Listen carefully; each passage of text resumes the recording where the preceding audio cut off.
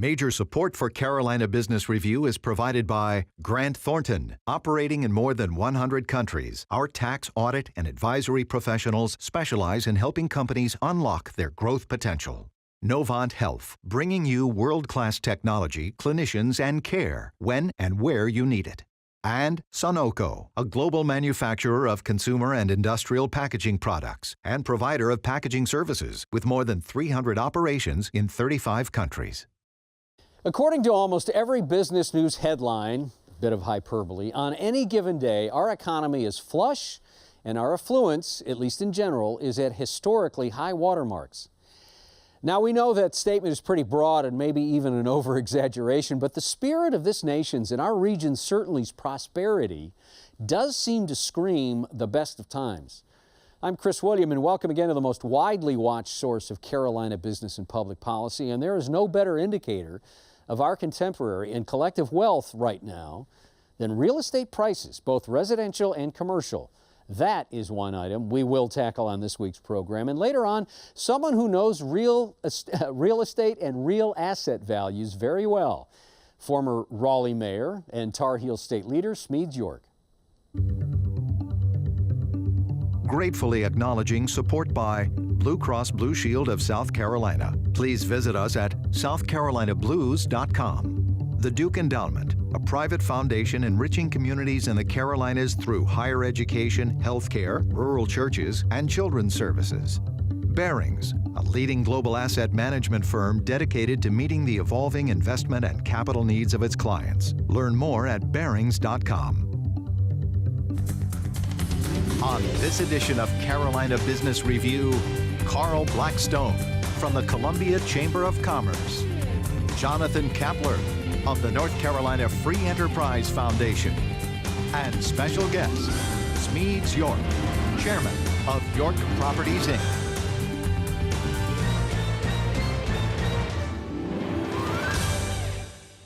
Gentlemen, welcome to the program. Carl, Jonathan, good to have you both back. Thank you. Thanks. Happy holidays. Absolutely. You know, I've got to say this to you, Jonathan. So you lost 80 pounds? Yeah. I know that's not the kind of program that we are, but that's a pretty big. We're not going to call you the biggest. Thanks. Everybody can go to the YouTube channel and see me in the original episodes there. Well, congratulations. Thank you. Much healthier, I'm sure. Jonathan, let's start with 2018 elections, and let's talk about 2018 elections in retrospect of what happened just a couple weeks ago. What looks like it's going to be fleshed out in the elections as the hot topics, the hot hand stuff? Right. Well, it's really interesting. I think a lot about the demographics of the electorate and what we saw in other places around the country, notably in Virginia, which has a lot of similar communities to North Carolina, and then what we saw at the municipal level here in the 2017 elections in North Carolina.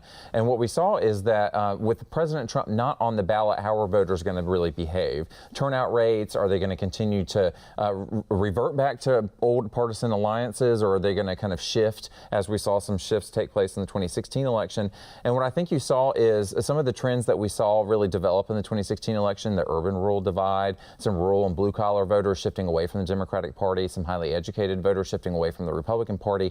Those trends, I think, are continuing, and that has implications for North Carolina as it relates to our congressional races and our state legislative races. Do you think there was a dramatic shift left, as much as would be expected, that President Trump was not on the ballot? Well, I was curious about that because President Trump is a unusual political figure. He's not as ideological as we've seen from our past political leaders, and he is kind of recasting the die a little bit in these intra-party coalitions that have been relatively stable for the past couple of decades, really. And it's interesting, I think, that what you're seeing is that people are reacting to his governance approach in different ways, and there's a base that is diehard with him, but there are others that are not. And a Trump supporter is not necessarily a Republican. So it's important to kind of think about that in different ways. You know, the hue between North and South Carolina, at least as far as color, is South Carolina is clearly still a very red state. Correct. North Carolina is much more purple. Carl, with the idea that McMaster's running for re-election next year, with the idea, as Jonathan just described, that Trump is not engaged, at least in the gravitational pull of the polls, what do you expect in 2018? I think people are tired of the status quo, and what they're really looking for across South Carolina is really plans and a vision for the future. you've seen in the last election just a few weeks ago, you saw a large number of local elections being held and incumbents got beat. That tells me that the voter is actually paying attention. Incumbent Republicans? Just nonpartisan, but on local elections they're nonpartisan. But they're tired of just getting lip service. They actually want something done, which I think is a larger conversation of what's going on in Congress right now and the pressure for Congress to actually get something done. The voters are paying attention, and I think they want to see, one, positive growth, and they want to see action. Mm-hmm. How would you handicap McMaster's chances? So we've got some issues. I mean, we've got a nuclear issue, power generation issue in South Carolina, which he's taken a lead on. We'll see how that is impacted that'll probably come to a head in the next 60, 90 days.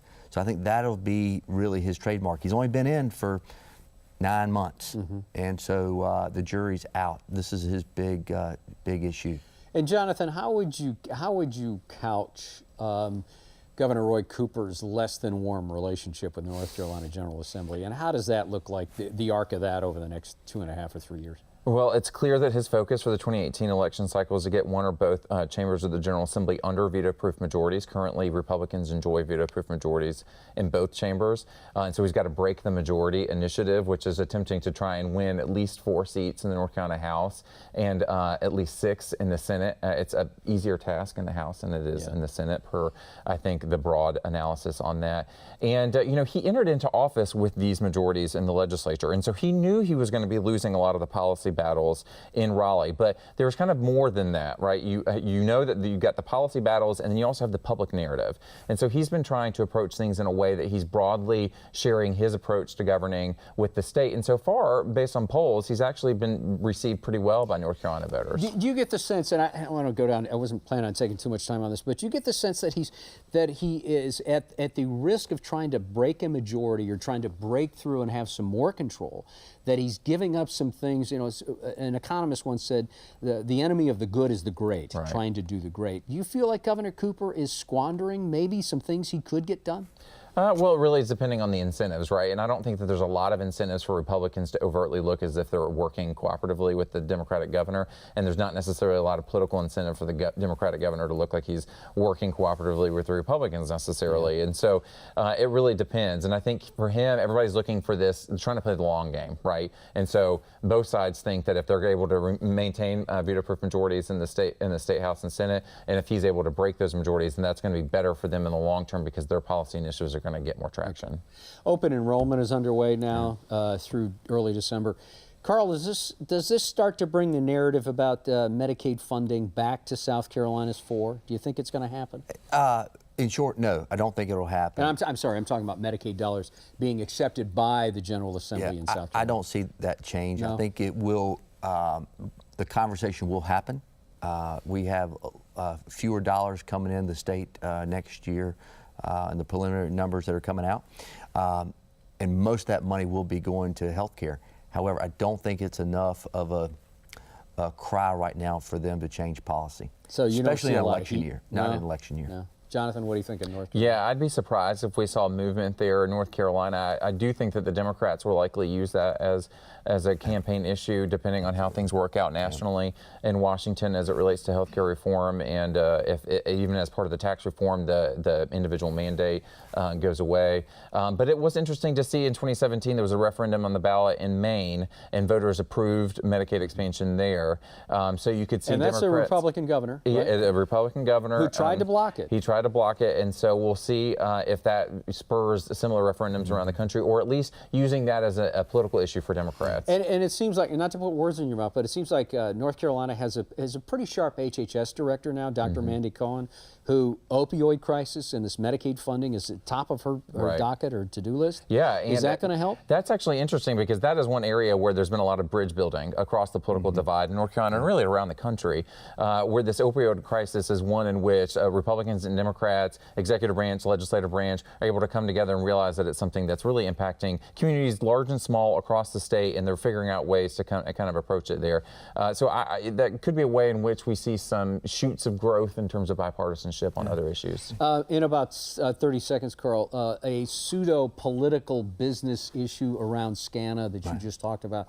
SCANA and Santee Cooper shutting down the nuclear plant, and now people are scrambling. That's right. Someone once said that success has 1,000 fathers and failures an orphan. And I'm surprised we had Shane Massey on the show, Majority Leader in the Senate, that it was pretty pointed in what he said about SCANA and how they're not going to get away with anything. Those are my words. But so how's the fallout from the SCANA failure going to reverberate across political boundaries? The jury's out on that. I think they've come out with a plan to repay some of the money. There was a quick, swift response back from the elected officials saying it was too late and not enough. So I think over the next month, 90 days, we'll see a significant change, of course. How that impacts SCANA as we know it, I don't know. Do you think, and I don't want to put you on the spot, but do you think that voters are not going to be fooled that the politicians weren't somehow implicit in this? They're trying hard to make it seem like they were not complicit in it right now, but I think they'll see through it. Complicit, Yeah, it is. That Baseload Review Act passed 104, 109 to nothing back in 2006. So the General Assembly has some ownership in this, and but at the end of the day, Santee Cooper, being a state entity, will probably be sold. SCANA is a private company with shareholders, and it's up to the shareholders to make that decision. Yeah, okay. Gentlemen, thank you. We're going to bring our guest on in just a moment. Coming up, his name is Mike Lord, and Mike now heads the second largest credit union in this country. Put your head around that. Billions, about $30 billion. It's the State Employee Credit Union in North Carolina. He's the relatively new CEO. He will be our guest. And also two of some of our favorite shows during the year, and we do 50 of them. So that's saying something. We have a review and a look forward for economists that have turned into our resident economist, Dr. John Connaughton from the University of North Carolina at Charlotte, Dr. John Sylvia, the chief economist at Wells Fargo, Dr. Frank Hefner from the College of Charleston, and Dr. Mike Walden from NC State. All a very spirited discussion. We hope you join us for those two parts. You know, it's hard to list all of our guests' accolades and accomplishments, not because they're numerous, they are, but rather because they are cumulative to what his father and his grandfather did before him. He comes from a generational line of take control men in construction and development for sure, but also community activism and political leadership. We welcome back to the program, honored to have him, the chairman of York Properties, former Raleigh mayor, Smedes York. Mr. Mayor, thank you. Back. Glad to be here. I have to talk to you, sir, about one of the strongest parts of this economic expansion have been the number of cranes in all of our towns, real estate prices, commercial and residential. Smedes, do you worry at all that this is a bubble? What you're seeing is a move to the urban core. That's the biggest movement we've seen. So with many apartments, originally were a lot of condos, a lot of residential, the central part of the city is very, very strong. Now, a bubble, I was at the Urban Land Institute conference in Los Angeles a couple of weeks ago, and they had so many 30-story projects that they had to be overbuilt, but I don't really see it as a bubble. In fact, there was some discussion that we need to quit saying we're in the 7th inning of an expansion. The signs are still good and strong, and so the dynamic cities are probably going to be fine. And I would think the next couple of years are going to be strong. So where do you see the Achilles heel for this expansion then? Well, I mean, what do you watch for the projects that you have coming online? What's the biggest indicator? The biggest problem is overbuilding, which then projects have problems. In multifamily? Multifamily primarily, but in general, when the interest rates start to go up, that's when you can see the problems. And seem to be stable now and have moved a little bit, but not that much. So the key thing is the overbuilding, which lends to problems in terms of cash flow and then foreclosures. But I've been through several major downturns. The one that I remember the most was 89 to 95, but of course 07 to 11. So I'm very cognizant and keeping my eye, but I feel good now. the dynamic cities that are growing are going to be able to do fine, I think, over the next few years anyway. And besides the obvious in Raleigh, the Triangle, what do you think the dynamic cities in the Carolinas that have a lot more room to grow in this cycle? You're seeing the growth taking place mostly in the urban centers. Wake County, which is the county Raleigh's in, is growing 67 people a day net. And so that, you do some multiplication, that can add pretty quickly. Of course, Charlotte is growing. So a lot of the growth, or most of the growth, is still in the urban centers. And within the urban centers, closer in. There's still many suburbs, but it's exciting to me as a longtime resident of Raleigh and former mayor, as you mentioned, but to see our downtown thriving and to see the close-in neighborhoods thriving, where that's where the highest property values are. Jonathan? Yeah, I'm curious to see kind of, we talked about demographics a little bit earlier. What's really driving the growth? Is it the millennials moving to the urban core? Is it retirees that are looking for a shift, right? They don't want those big yards with the big oak trees that I have in my yard in Raleigh that have all the leaves. And so I'm curious if that's really what you're seeing motivating people into the Well, I think the key cores. thing in our community, in our region, are the universities. And of course, I'm a little partial to NC State, although I did go to UNC for a graduate degree. Had something to do with Cameron Village over Yes, there. right. But so the universities are the key. So you do have a lot of companies that are coming in, and they need to hire some of the younger people that are coming right out of the universities. So that's driving a lot of the growth. On the other hand, with the universities, there's a lot of events going on, artistic events, cultural events, so it's a great place to retire. So it's not necessarily to say the best of both worlds, but it's hard to say that it's any one thing driving it, other than without these universities, we wouldn't be where we are. I'm intrigued. You were mayor of Raleigh at a time when, back in the 80s, Columbia and Raleigh were very similar in size. What was the impetus behind the Research Triangle Park decision? And secondly, what role did NC State play in really driving that process? The impetus was to reverse the brain drain. The problem was with the three major Research One type universities, PhDs, masters, they were graduating, but there was not the employment. So it was really a business leadership that caused it to happen. And what happened, they started out, there was going to be acquiring this land, which is in the middle. It wasn't good agricultural land, so it wasn't very highly developed.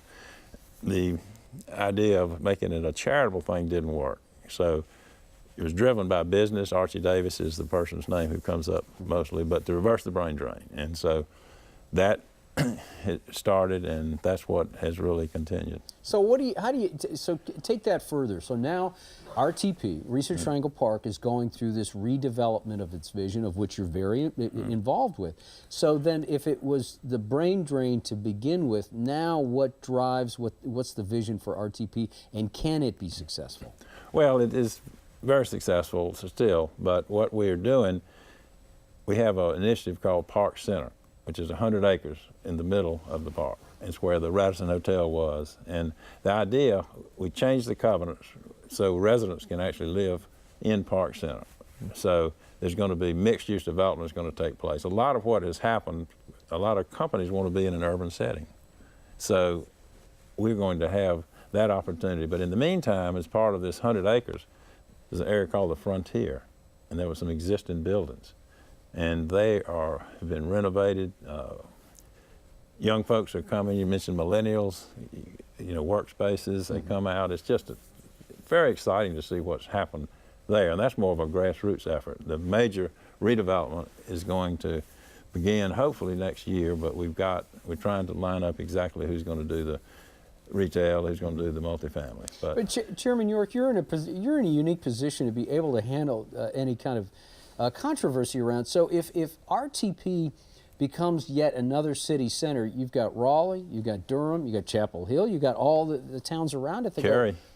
Cary? God forbid I forget Gary.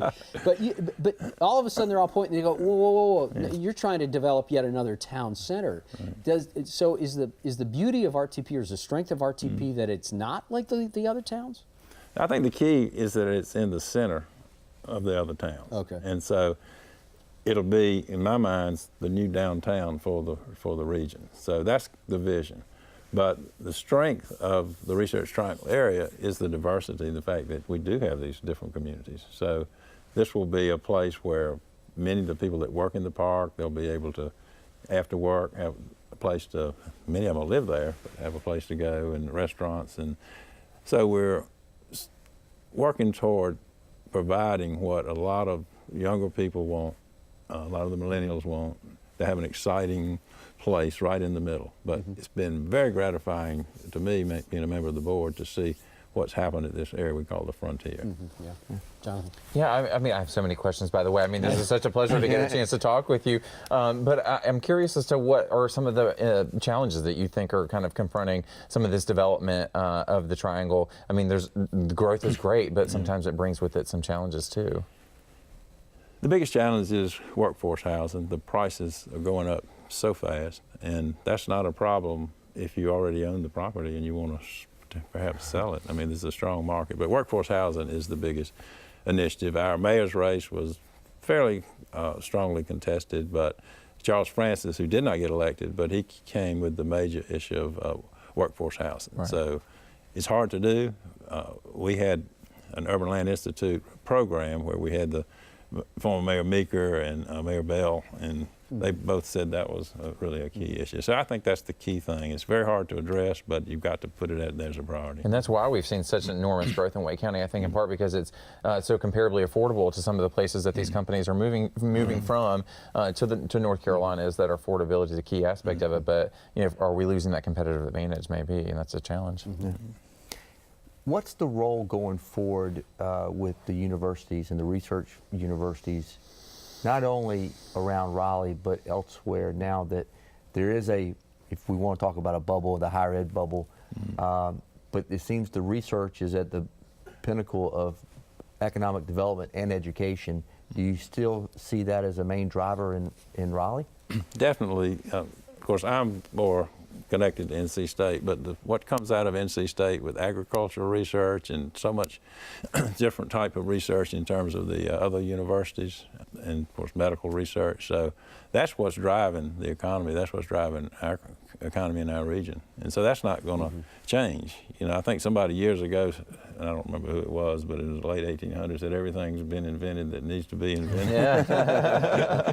And then there was somebody that said nobody needs a computer at home. So it's continuing to change. And of course, what you're seeing is with IBM and Watson and artificial intelligence, and it just builds on itself. So it's very exciting. We haven't scratched the surface. No surprise to a lot of people that are going to know you, but you were on the commission committee to put forward the Amazon bid for H2Q as part of the Triangle. Now, this bid was 32 pounds. It's pretty amazing. And I do want to find out how you would handicap the Triangle's the chances of getting it. But it's almost more important to find out, what did you learn about collaboration in an area so diverse with so many opinions? That was key. There was a major meeting about a couple of weeks before we put the proposal forward, and we had representatives from all over the region. And when we put the proposal forward, there wasn't just one site. I think there were 8 sites, several of them in the Research Triangle Park. But everyone collaborated in terms of we're putting forward the Research Triangle region, and there's some different opportunities within the region. So the collaboration was tremendous. The new head of RTP, Scott Levitan, he just said that was one of the great benefits of this exercise, is coming together. Now, what's our chance? I think it's good. It's very legitimate opportunity. For our proposal is very legitimate. And you've got the 3 universities right there. You've got the workforce. You've got the locations. You've got transportation. One thing, mass transit, we're working hard on that in terms of Wake County having just passed, a year ago, passed the tax, half-cent sales tax, so that provides like $90 million a year. So I think we got a very good chance. Certainly, I hope we get into the next round, and then we'll see. But if I had to make the decision, it would come. Yeah, I know. That doesn't surprise me. We have about a minute left, and I want to get this question in. So we look at Columbia, and we've seen revitalization in downtown. You look at Charlotte, and they've done a good job. You look at Greenville, South Carolina. Raleigh is redefining what it means to be downtown. Right. The warehouse district is somewhere that you've put a stake in the ground. Union Station is a project you're working on. What do you think Raleigh looks like in 10 years, 15 years? I think the urban core is going to be even stronger. And I think when you see developments outside of the core, they're going to be mixed use so that they will have elements of retail, office, and all. But the big change is going to be what's the urban core. Yeah. That's the big change. It's going to continue. One time somebody said we don't have any sites in the RTP. I said, well, there's some sites in Manhattan, you know. So it's a matter of redevelopment. Yeah. And it's going to be a tremendous amount of redevelopment. Yeah. I wish we had more time. I think we scratched the surface with the knowledge that you have, Mr. Mayor, but thank you for being out here again. My pleasure. It was nice to see you. Thank you. Always nice to see you, Carl. Thanks. Thank you. Welcome. Thank you for having me. And the incredibly vanishing Jonathan Kappler. It's nice to have you here, Jonathan. Thank you. Thank you for watching our program. If you have any comments or questions, carolinabusinessreview.org. We'd love to hear them. Thank you for watching. Happy holidays, and until next week, I'm Chris William. Good night. Major funding for Carolina Business Review was provided by the Duke Endowment, BARINGS, Grant Thornton, Novant Health, Sunoco, Blue Cross Blue Shield of South Carolina, and by viewers like you. Thank you. Promotional consideration provided by Business North Carolina Magazine. For more information, visit carolinabusinessreview.org.